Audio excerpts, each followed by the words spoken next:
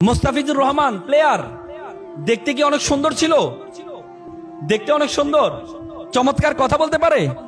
মোস্তাফিজুর রহমানকে যখন sunriser Hyderabad IPL এ যখন খেলার জন্য নিয়ে গিয়ে যাওয়া হয়েছিল, মোস্তাফিজ আবার ইংরেজি কথা বলতে পারে না। স্টাফ যারা আছে সবাই হচ্ছে ইংলিশে কথা বলে, মোস্তাফিজকে বলে ডানে যাওয়ার জন্য, মোস্তাফিজ বামে যায়। তো তারা তো বিপদে পড়ে গেছে, কি রে তারা কি বলে, তাকে বলি একটা করে আরেকটা।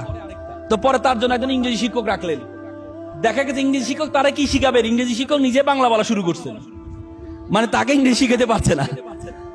পরবর্তী তারা চিন্তা করলো এর ইংরেজি শিখাচ্ছে, আমরা যারা আছি স্টাফরা যারা আছে সবাই বাংলা শিখে ফেলি। পরে কলকাতা থেকে দোবাসী নিয়ে যায়, দোবাসী নিয়ে তারা বাংলা শিখেছে। মোস্তাফিজুর রহমানের জন্য তারা বাংলা শিখেছে। তুমি যদি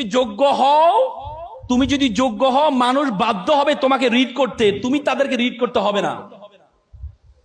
এজন্য সবকিছু যোগ্যতা পড়াশোনার প্যারামিটারে মাপা ঠিক না।